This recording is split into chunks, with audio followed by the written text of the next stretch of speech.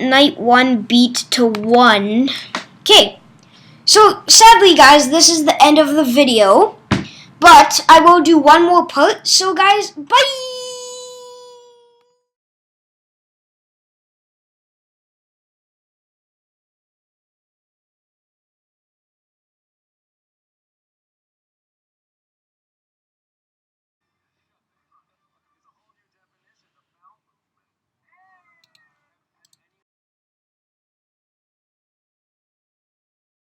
So, since One Night at Puffy's Crab Shack has over 1,000 views and 1,000 favorites, I've also been on Scratch for 3 years. I thought it would be a good time to look back on how I made the game and how it's evolved over the years. Trust me, there's been a lot of changes.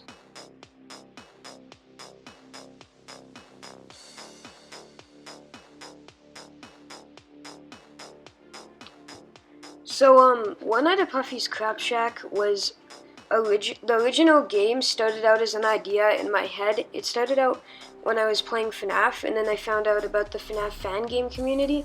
I realized that I wanted to make a game like that, so I began thinking. Later that year, I won a Stuffy at a carnival. I named him Puffy since he was a green puffy turtle, hence the name Puffy. All I needed to do now was find a program that fit my needs. Most of the ones were too complicated for beginners, so I ended up finding Scratch, but now I needed a name for a place that I really liked. I liked Crab Shack since I like crab and I've been to Crab Shacks before. I decided to do that, but there's been many revisions of the game.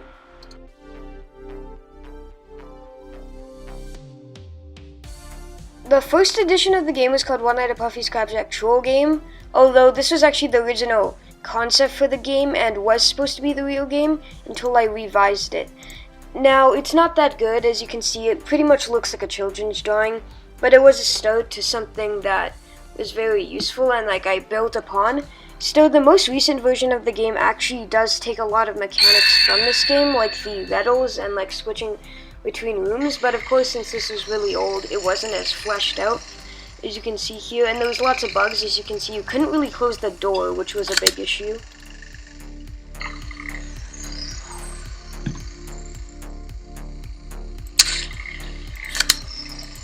Needless to say, me calling it a troll game actually caused a lot of controversy for some reason.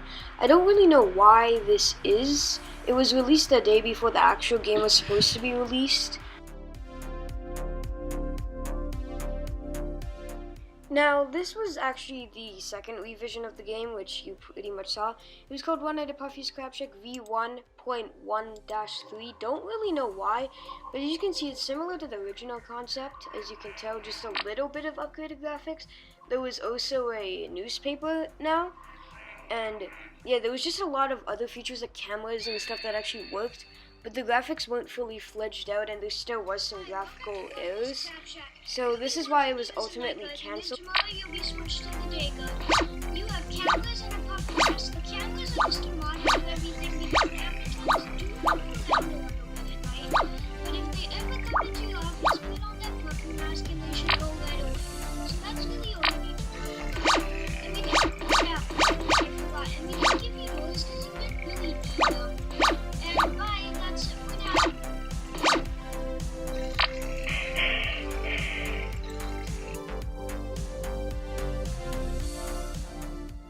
This was the sequel to the second edition, One Night at Puffy's Crab Shack 2.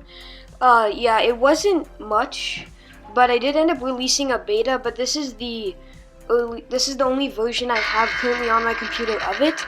So it still looks like MS Paint sort of thing. It was called One Night at Puffy's Crab Shack 2 Redemption. It was actually fairly good, to be honest with you. It did get a decent amount of views on the beta that I showed, but it wasn't all that impressive, and I knew I could definitely do better.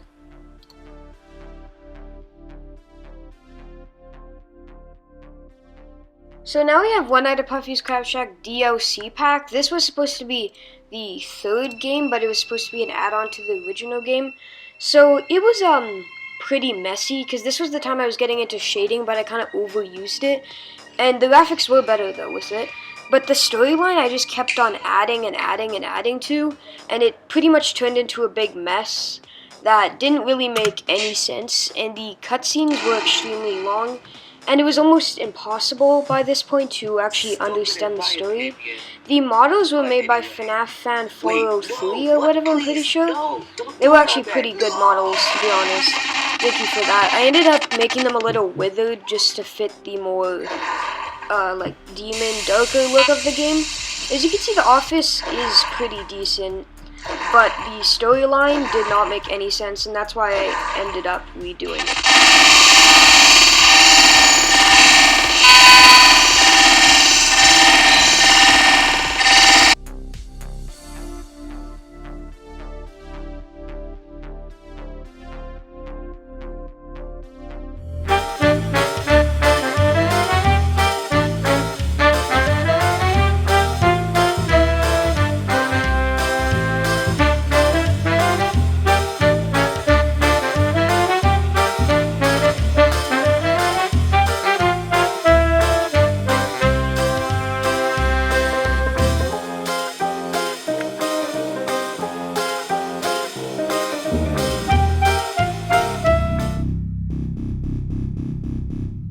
Development for One Night at Puffy's CrabShack-Opening started in 2017 while I was actually away on a vacation for New Year's, but it took a really long time, as you know, 2 years to get the game actually released, and many more updates after that, which I'll explain later. This was the official, like, canon game that I wanted to be released, like the end-all, be-all of the first game. So anyway, it worked out pretty well. The graphics were nice, the storyline made sense, there was lots of animatronics, the models were really good, and overall it was a straightforward game, which I really liked at the time. Now, this game does have a little bit of bugs, like there's a way to bypass all the animatronics except the riddles, but we're not going to tell you how to do that, because I don't really want to. The game actually went under many revisions, too. It went under one, I'm pretty sure, one revision. It wasn't really a huge revision of the storyline at all. It was just to make the office and graphics look better. I added shading. That was part of the shiny paint update, which I'll explain later. I also did make one revision to the storyline. The original storyline was supposed to take place in a different dimension, but I realized that that pretty much made the storyline feel like irrelevant, and that Ahmed was trying to take over your dimension by creating another dimension. So it didn't really make much sense in that everything would be kind of worthless because it's not set in the real world. So I ended up changing that to the storyline we have today. It all came around to be really good and got over 1,000 views, 100 favorites, and 100 loves, and lots of mods, etc., and praise for the game. So anyway, that is the opening game. Now I am going to do a little, like, some facts about the game in this next part. To make the game, I actually ended up taking mechanics from a lot of the earlier games. Like in One Night at Puffy's CrabShack 2, you could board up the wall. I ended up taking that and using it.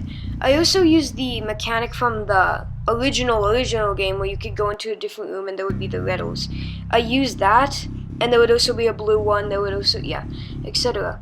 It's pretty much a hodgepodge of all my previous games put into one, except made extremely, like, high quality. Also, the rooms and the camera designs were inspired from the first game that came out October 30th, the actual first game I shared. It was pretty much from that. A lot of them were from that. A lot of the mechanics were too. There's some stuff that remains consistent throughout the whole series, like Pedro moving to the second room, which was always my idea for the original game, but I just couldn't do it at the time. So the game is pretty much a huge hodgepodge of everything I actually wanted in the game, but it ended up coming out very, very nice and very clean, so I'm really glad on how it turned out.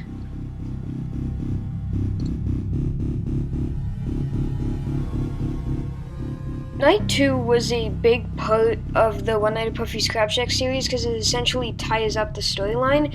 It has been redone many, many times, but some of the mechanics do remain the same. The original game was supposed to have a mechanic where you could shock Ahmed. That was later removed and changed to a thing where you could either hit left or right, depending on which door he was in. But then I decided to do a big update, and this was the big main reason for the shiny paint update.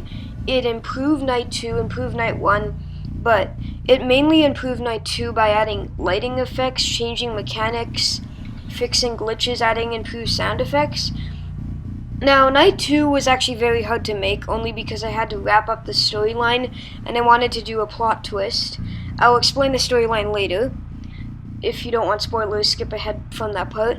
But anyway, the mechanics are there's oxygen that goes down, and if you have to hold space to replenish it, there's a door, and then there's a room behind you where you have to constantly keep the lock locked because the animatronics are trying to break in.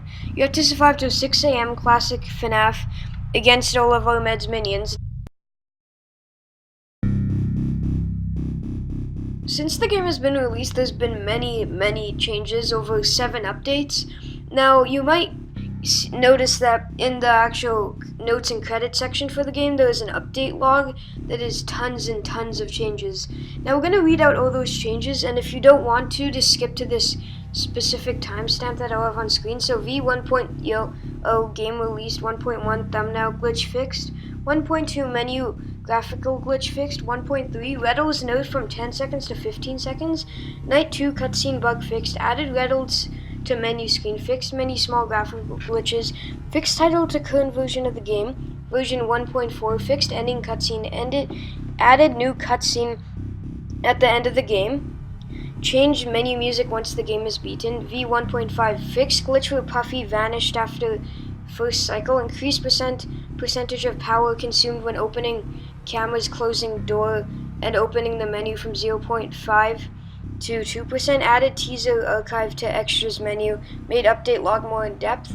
V1.6, added lore, changed menu screen after the game is beaten, removed the reinforce mechanic, changed percent of power consumed when opening cameras, closing the door, opening the door, and using the walkie-talkie from 2% to 1% because it was too hard to beat. 1.7, added new Easter egg, happy hunting, completely remastered Night 2, upgraded quality for general game, added improved sound effects and ambiance, changed the lighting in Night 1 and 2. Night 2 help button now requires the Night 2 code. Fixed glitch with teaser archive button would show in the upgrades menu. Added new cutscene, fixed many graphical glitches, increased the speed that Sammy the Shark moves 20 to 45 seconds, increased the speed that the lock opens in Night 2 2 to 3 seconds, changed Night 1 main menu to look more like the side office, changed menu screen, office can now be seen in background, updated Night 2 help instructions, added new cutscene, and fixed many graphical glitches. That's a lot.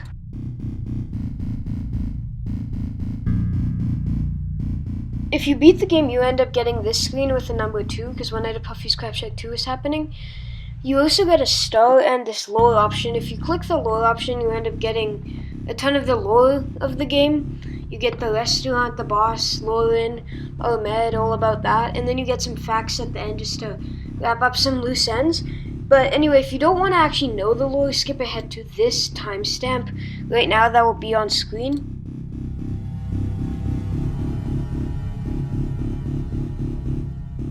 The storyline begins with the boss, who we do not know the name of yet, has an idea to create a restaurant that is fully automated. Now, this takes place in 2035, so technology is pretty advanced and you can do this stuff.